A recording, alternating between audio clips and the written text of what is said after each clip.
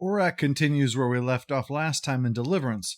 Jenna is still recovering from being kidnapped by cavemen, but in case you didn't see, there's a previously on in the form of Blake's own log played for Avon. Because when you go to the trouble of figuring out how to do video edits with the log system, you want to show off. What's relevant are those power cells that whiny guy from last time needed to bring to his father, without which he would die. That is, the father, not whiny guy, who did die from being an idiot. Whatever Orac is, the fact the Federation was prepared to pay 100 million credits for it says it's probably something they shouldn't have, and we probably should. Well, Jenna's getting worse. Callie soon has to bring her in for treatment, and Avon himself is showing signs something's wrong, though he brushes it off because he wouldn't be Avon otherwise. So he gets to watch Blake play NTSB on the destroyed ship and work out that it was intentionally destroyed by a small bomb.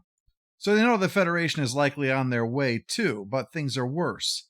Kelly comes to say that Gan is sick too, and checking over Villa and Avon confirms that they absorbed heavy amounts of radiation on that radioactive planet. Who'd have thought? Normally this just requires a drug treatment to counteract the radiation, except the Liberator doesn't have a supply of those drugs, so they need to hope that the planet they're heading to, Aristo, has some. Blake insists they'll be fine, while Villa is petrified that they won't, which fits considering which of these two is sick. On Aristo, we find who is presumably Whiny Guy's father, as he looks sick while tending to his fish and plants. Bird's easy to care for anyway. Maybe this is to save power for him, because he hooks something up to the electronics on his chest like some Temu Tony Stark. He hears from Orac the Federation has landed but isn't worried about them. They had defenses and their subterranean monsters to deal with them. But he doesn't know that these are Travis and Servalan, who are notoriously hard to kill, and notoriously easy to annoy. While they trod through the underground city, Avon explains that the professor they're going to see is a computer genius. His invention when he was 18 was so vital that it's used in all major systems today. Zen explains that the reason he's out here is that while he was on vacation, he had a massive heart attack, and he's been using a mechanical heart ever since. That's why he needs those micro power cells so badly. Afterwards, he vanished with his kid. That's how he escaped the reach of the Federation and why they're interested in Orac.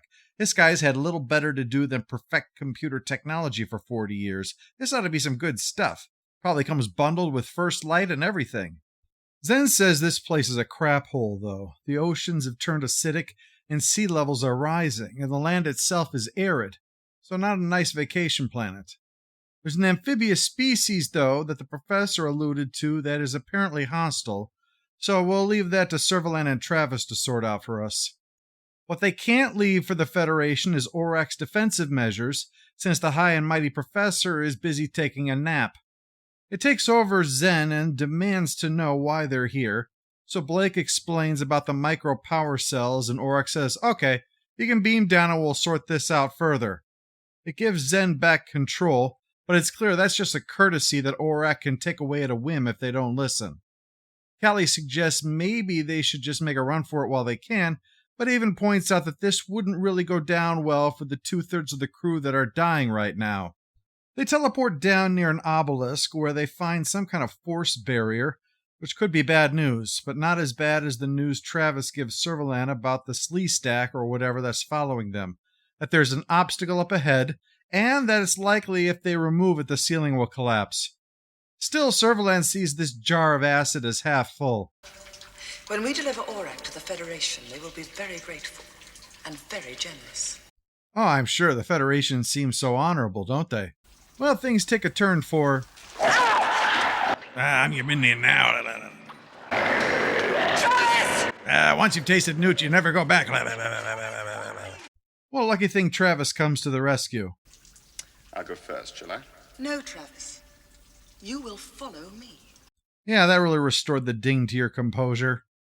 Inside, she finds 2 skeletons. Zen had earlier told Blake that there'd been a 2-person expedition to the planet by the Federation, and they never returned. Well, now we see why. As for Blake and Callie, Orac wants them to disarm. You will remove them. No. Well, if you insist. There's a little gathering of the ill as Avon handles the teleport controls. Jenna stops by, and Gan is actually hiding behind a toolbox or whatever. Villa's the only one not here, trying to stay away from the others so that they won't remind him how awful he feels. Smart man. As for Blake and Callie, Orac orders them into a transport, which would be more reassuring if it wasn't just a black version of the Orgasmatron from Sleeper. I thought you started without me. So did I. Maybe it is the Orgasmatron. They're brought down to the complex while Travis and Servalan run across another Phibian, as the professor calls them, so they won't get to see his man cave we saw at the beginning. The guy's as big of a dick to them as his kid. You must listen Press to the us. red switch, will you? The red one! It's labeled red, it just happens to be colored green. Seems that he's acting this way because he thinks that their doctor is here to save his life. So you'd be surprised to learn that he calms down when he finds out that they're not and he's likely going to die.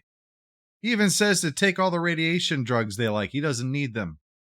I mean, he doesn't have radiation problems, not that he's dying. I mean, put that way, he technically doesn't need his teeth either. But Blake says that if he comes up to the Liberator, they can use his facilities to try and save him. It's better than staying down here waiting to die and have them steal his fillings. So they have the drugs, the micro-power packs, the professor, and now Orac as he wheels it out and hands the on-off box to Blake to keep safe. Only on the way out, that's when Travis and Servalan blast their way in. Then they blast their way in a second time, since it worked out so well the first. The three have to escape through the city, and what's worse is Servalan has found a map that shows how they can cut Blake off when he tries to reach the surface. Incidentally, I want to pause to say, I'd forgotten how much Blake 7 is a lot of watching people doing things. It's not a criticism, just something I felt the need to note since we're now 80% of the way through this episode, and like in Deliverance, I'm looking at this going, did I fall asleep and miss something?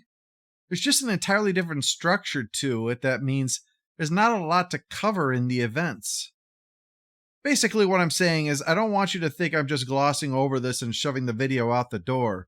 Well, Jenna and Gan are both passed out, so Avon calls up Villa to join him in heading down, telling the other two to keep each other awake to teleport them back up. Otherwise, everybody's going to have a bad day. Meanwhile, the professor needs a moment to rest in the monster-infested tunnels. Are they dangerous? I don't think they'll harm us. Oh, I see this ending well for him. Behind them, Blake is trying to buy time by collapsing the tunnel behind them, unaware that Travis and Servalan have no intention of following them. But ambushed they will be.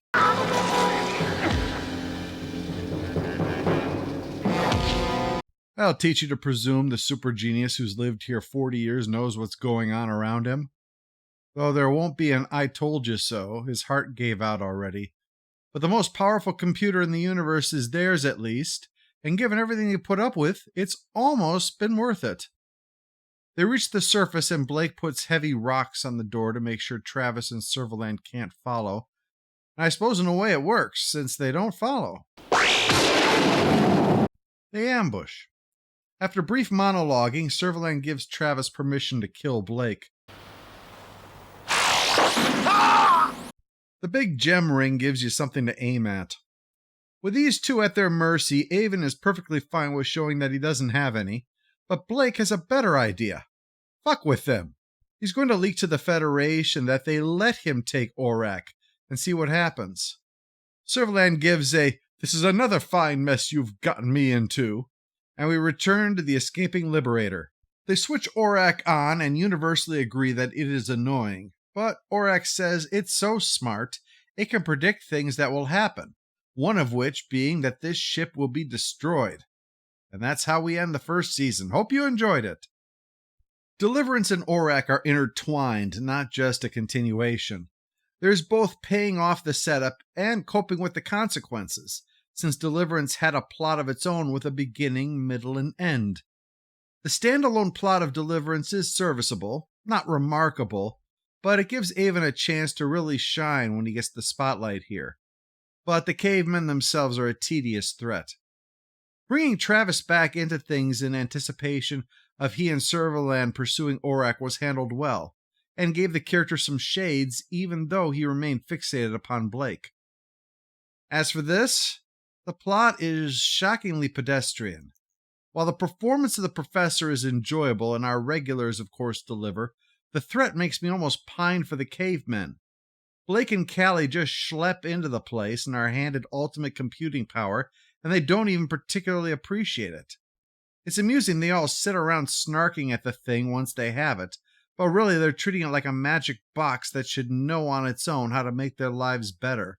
About the only thing they accomplished by taking it was denying the Federation having it. Blake's 7 ran on a shoestring budget, and sometimes the strings are pretty visible. That's fine so long as the rest of the story holds up. The characters did. The plot, I'm afraid, was just as unremarkable as the Phibian costume.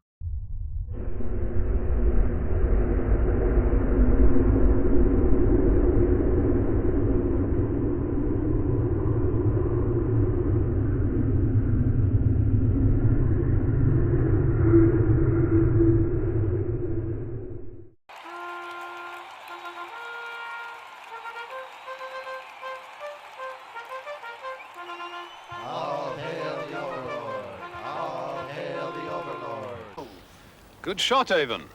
I was aiming for his head.